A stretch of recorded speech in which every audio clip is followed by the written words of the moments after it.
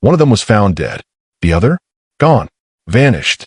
The truth behind their disappearance will leave you questioning everything you think you know about love, betrayal, and who is really behind the horrors that tore their world apart. She had just turned 18. She was bright, focused.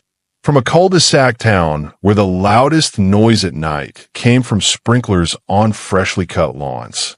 Maya Dawson kept her head down, earned straight A's, and planned to leave her quiet neighborhood for something bigger. Something that felt more like her. He was 20, tall, restless. From the other side of the county, where sirens echoed longer than lullabies. Jordan Matthews had dropped out of high school, but never out of sight. He moved fast, talked fast, and lived like he was racing a clock only he could hear. They met once, then twice, then every chance they could get. No one knew how deep it had gotten, or how far they were willing to go to be together.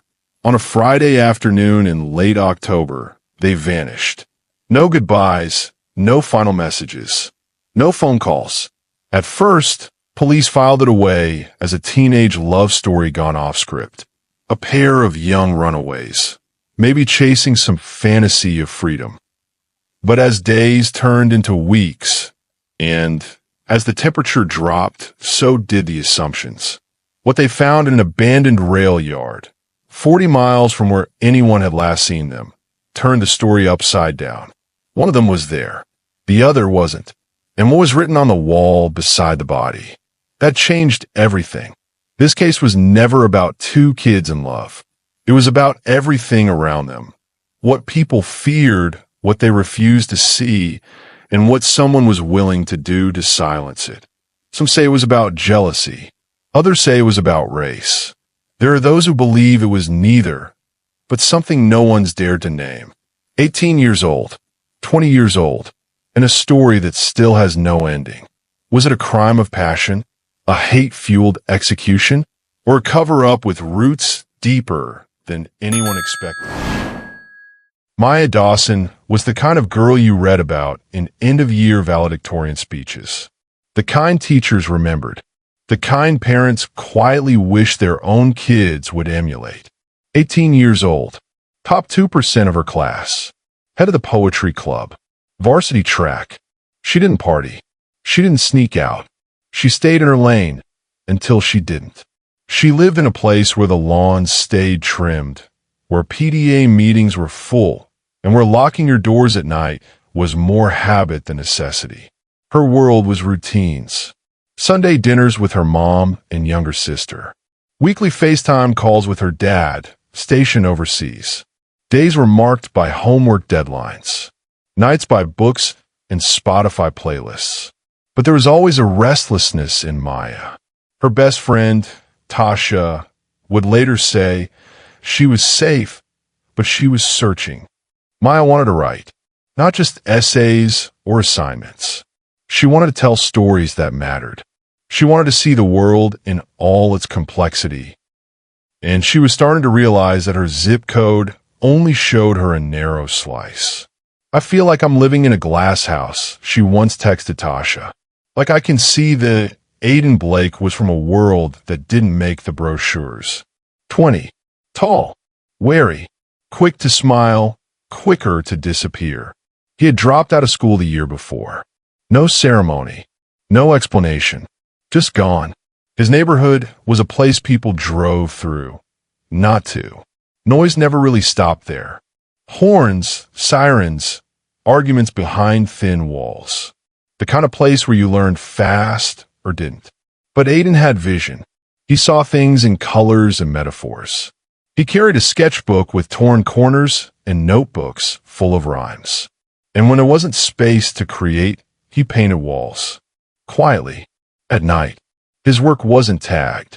He didn't want fame. He wanted to leave pieces of himself in places people never bothered to look. Aiden's mom, Rochelle, worked 2 jobs. His older brother had been locked up since Aiden was 12. No dad in the picture. No guidance counselor chasing him down. But somehow, he found his voice in the middle of the noise. And Maya heard it. Their first meeting wasn't fate. It was a house party Maya never planned to attend. Her friend dragged her along. She stood by the kitchen sink, sipping a warm soda, and Aiden stood in the hallway, staring at a broken picture frame like it was a gallery piece. They spoke twice that night. Small talk, but something stuck. 3 days later, he messaged her on Instagram. Simple, "That wasn't your scene." She replied, "Neither was it yours." And that was the beginning. They met in places in between. Library parking lots, corner benches, the back of old buses no one else wanted to sit on. They shared headphones, swapped poems, talked about the sky and what it felt like to be watched but invisible. Maya started keeping things from her friends. Aiden stopped answering texts from the girl who used to blow up his phone. This wasn't a storybook romance. It wasn't clean. It wasn't simple, but it was real to them, and no one ever saw it coming. There were no flowers, no first date photos, no anniversary posts. What Maya and Aiden shared existed outside of what people could scroll through or double tap.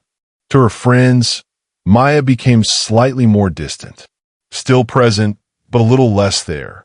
She would say she was writing more, that she needed space, and everyone believed her because she'd always been the responsible one. To his boys, Aiden started to disappear altogether. They stopped seeing him on the block. He stopped answering when they'd call out from across the street. No one pressed him. Aiden had always walked alone. But in that solitude, they had each other. They would meet wherever distance allowed. A bench by the old commuter rail station. A cracked sidewalk behind the discount mart. Sometimes just one block too far into neighborhoods that didn't know what to make of them. They talked about books, about lyrics, about what scared them, about what it meant to feel like you're living a life picked out by someone else, and what it might mean to take the pen back. He told her about the time he painted a rooftop only pigeons could see. She told him about the poem she never showed anyone. He called her writer girl. She called him ghost. And somehow, they found safety in the middle of two worlds that never once promised them any. But love like that doesn't stay hidden for long. Maya's mother, Adrienne, found a notebook under her bed, filled with Aiden's sketches. She didn't ask. She confronted. Maya told her it was just a school project, a friend, nothing serious. But Adrienne had seen serious before, and this wasn't nothing. She started checking Maya's messages, her location. She blocked numbers, took her phone at night. It only made Maya sneakier. On the other side, Aiden's uncle, who barely said more than 2 words to him on a good day, caught a glimpse of Maya through a car window one night. "That girl's not from here," he muttered. Aiden didn't reply. He didn't need to. The warning was unspoken, but unmistakable. They never said the word forbidden. They didn't need to. They felt it in every look, every awkward silence, every parent meeting that ended early, every hallway where hands almost touched but didn't. There were rumors. A girl from Maya's school said she saw them kiss behind the old gym. Aiden's friend told someone that he was falling for that rich girl who ain't know what real life was. But nothing proved anything, and they kept it that way. Until one night, things changed. October 23rd, a Friday. They met by the train station. Maya had told her mom she was going to poetry reading. Aiden said nothing to anyone. That was the last night anyone would see them together. It started like any other Saturday morning. Adrienne Dawson knocked on her daughter's bedroom door twice. No answer. Not unusual. Maya liked to sleep in on weekends. But when she opened the door, the bed was made. Neatly, untouched. Maya's phone wasn't on the nightstand. Her shoes gone. Her journal, the one she wrote in every night, missing. At first, Adrienne assumed Maya had left early. She texted, called, checked her location. Nothing. By noon, she was calling Tasha. Then teachers. Then the school office. Then the police. The first officer who arrived stayed less than 15 minutes. No signs of forced entry. No items missing. No foul play. She probably just needed space, he said. Across the county line, in a worn-down apartment with a leaky ceiling and busted blinds. Aiden Blake's mom was having the same kind of day. Rochelle hadn't seen her son since Friday morning. He left with a backpack and a sketch pad under his arm. Said he'd be home before dinner. She thought maybe he was with his cousin, or with a girl, or maybe just walking.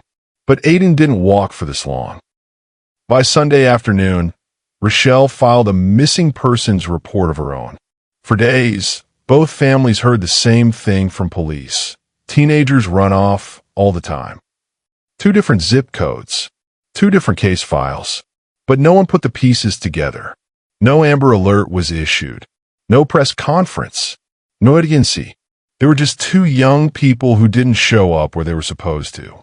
But those closest to them knew this wasn't them. Maya's text stopped at 6:12 p.m. Friday night. A simple message to Tasha. You be proud of me. I'm going to read him the new piece. Aiden's last phone ping came 27 minutes later from a transit stop in Kenbrook, the midpoint between his neighborhood and hers.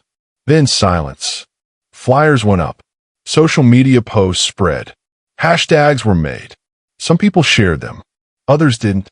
In Maya's suburb, some whispered about bad influences and city boys with problems.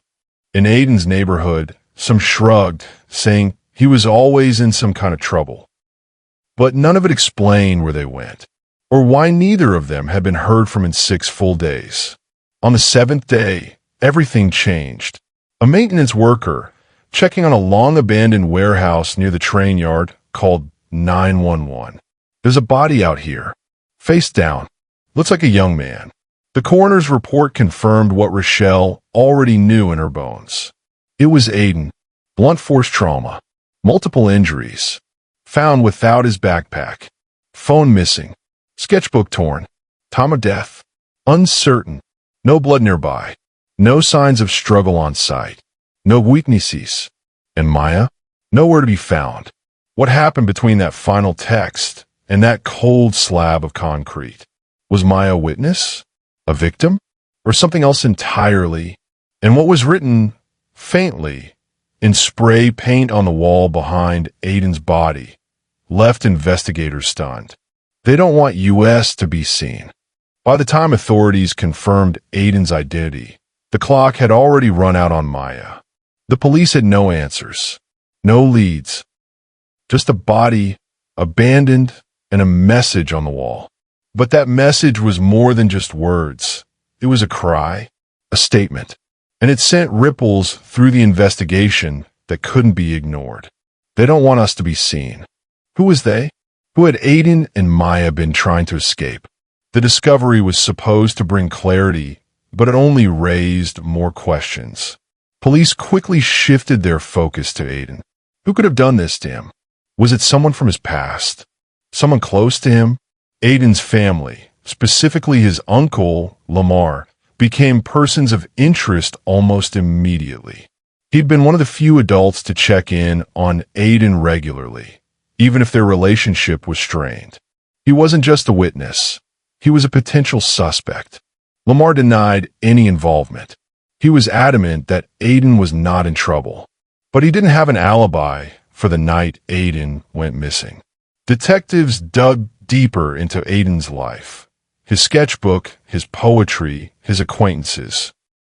They even looked into his criminal record, though minor, for any connection to gangs or violent events.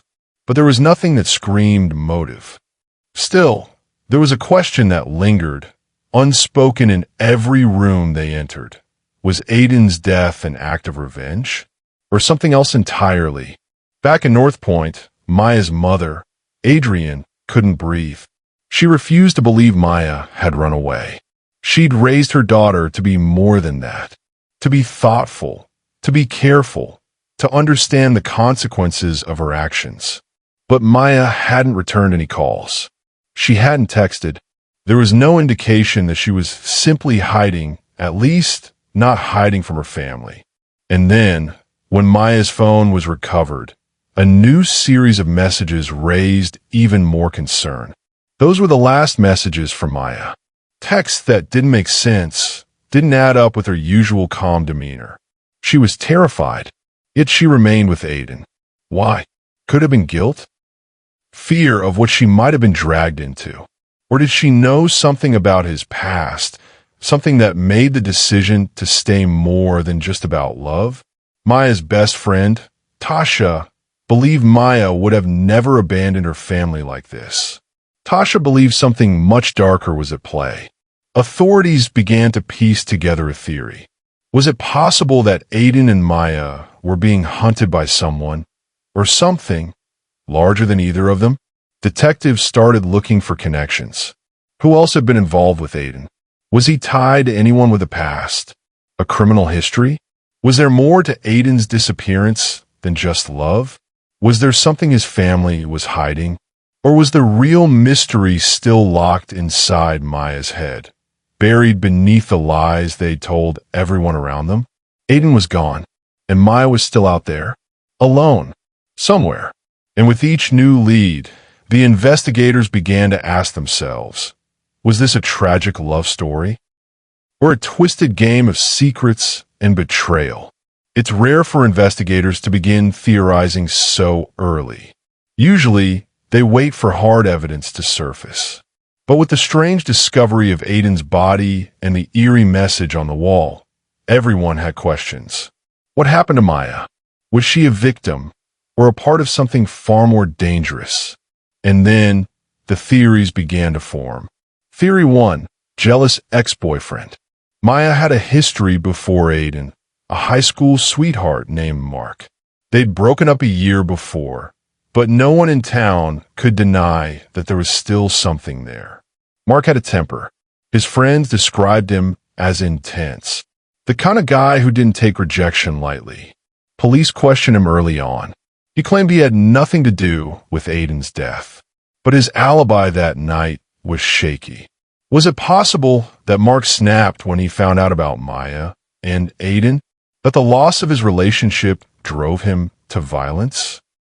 The more they dug into Mark's background, though, the more it didn't add up. There was no record of violent crime. He didn't have access to Aiden's neighborhood, no connections to gang activity. Still, his jealousy couldn't be ruled out. Theory 2, racially motivated crime. Maya and Aiden's relationship wasn't just controversial, it was scrutinized, especially in a town like North Point, where cultural divides ran deep and old grudges never seemed to fade. Aiden's family was from the city, and Maya's from an affluent suburban neighborhood. The town didn't know what to make of them together. What if Aiden's death was a hate-fueled act? A warning to anyone who dared cross the line between races? Could someone in the town have decided to make an example of him? Detectives started looking into hate groups. They went through local records. They checked threats. They spoke to people who might have known of racial tensions. But there was no direct evidence of hate groups operating in the area. No phone calls, no letters, no sign that race was at the heart of this. It was a possibility, but one that felt like a stretch. Theory 3, Aiden's past. Aiden's life wasn't without its complications. He'd had run-ins with the law, minor offenses, petty theft, vandalism, but nothing that would have put him on a murderer's radar. But detectives found something disturbing.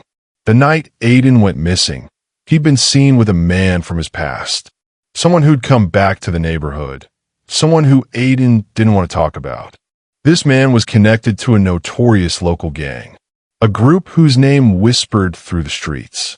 Not the kind of people you crossed unless you had no choice. But Aiden? He didn't seem to be part of it. So why was he meeting this man again? Could it be that Aiden owed money? Or was forced to get back in touch with someone who had the power to make him disappear? Theories circled around the gang. Rumors, whispers, accusations, but nothing concrete. And no proof that this man had anything to do with Aiden's death.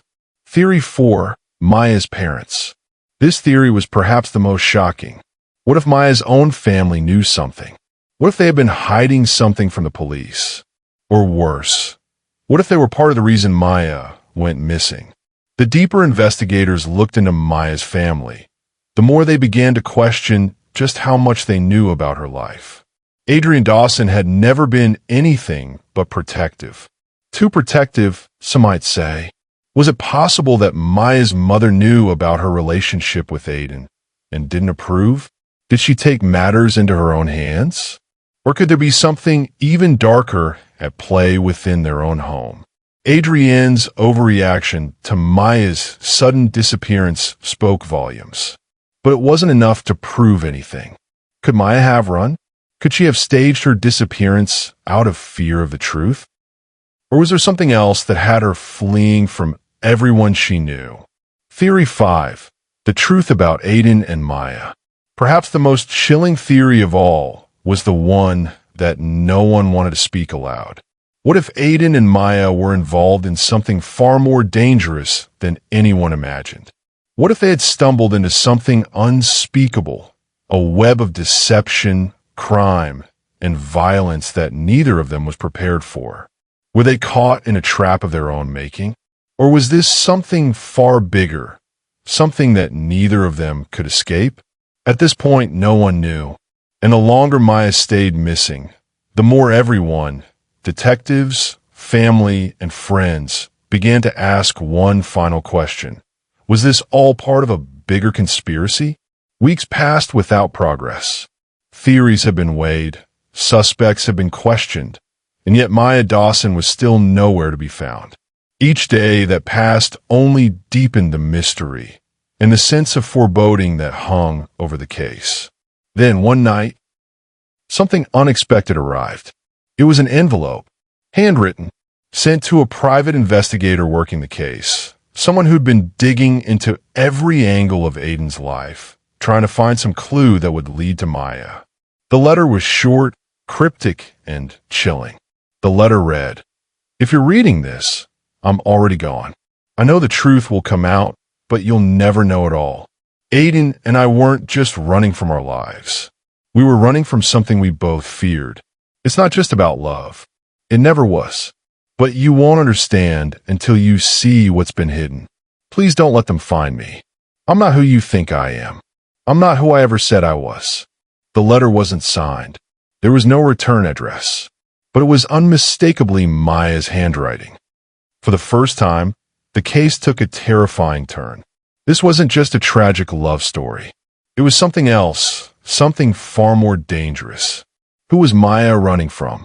Who had she feared so much that she'd felt the need to hide her true identity? What was she really involved in? And why had she felt the need to protect someone or something from the truth? But that wasn't the only discovery.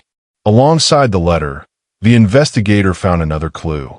Hidden beneath the floorboards of Aiden's apartment, locked away in a small, rusted tin box, was something far more chilling than anyone expected. It was a photo, a selfie of Maya and Aiden, laughing and standing together on a rooftop. But the photo wasn't taken in a place they'd ever mentioned to anyone. Behind them, almost imperceptible at first, was a darkened alley, one that had been rumored to be the headquarters of a notorious criminal group known as the Ravens. This wasn't just a photo from a carefree night. It was a clue. A piece of the puzzle that unlocked everything the investigators had been too afraid to ask. Aiden and Maya had known about the Ravens, and they had been deep in the organization's territory. This was no longer a case of a simple, forbidden love between two teens from different worlds. This was a tale of dangerous secrets, one that could cost both their lives. Maya's last words in the letter, the ones that lingered in the minds of the investigators, weren't just about love. They were about survival. The Ravens weren't just watching. They were hunting. Aiden had been caught in the web. But what had Maya done? Did she escape from the Ravens? Or was she still one step ahead, hidden away, waiting for the truth to come out? Was she the final piece to this dangerous puzzle, or the key to something much darker? In the coming days, authorities would launch a full-scale search for Maya, knowing that the deeper they went into the world she had become part of, the more unpredictable and violent the truth could become. But the letter had already changed everything. For now, Maya's fate remains a mystery. The only thing certain is that whatever she was running from, it's far from over. As the days passed, the mystery of Maya Dawson's disappearance only deepened. The letter, the photo, the connection to the ravens. Each clue led to more unanswered questions, and each answer only raised the stakes. But what if I told you that everything we thought we knew about Aiden's death and Maya's disappearance was only the beginning? That the truth was far more shocking than anyone could imagine? We've uncovered the clues, we've followed the leads, and we've speculated about what happened to Maya. But there's still one piece of this puzzle that no one has dared to face. What really happened that night? How did Aiden end up dead in that abandoned warehouse? And why has Maya been hiding in the shadows, refusing to reveal the truth? In part 2, we'll dive deeper into the shocking reality of what happened that night. The truth that's been buried, hidden behind lies and manipulation. The answers you've been waiting for will finally be revealed. But be warned, what we uncover next will leave you questioning everything you thought you knew about this case. The story of Maya Dawson and Aiden Blake is far from over. Subscribe now to get part 2.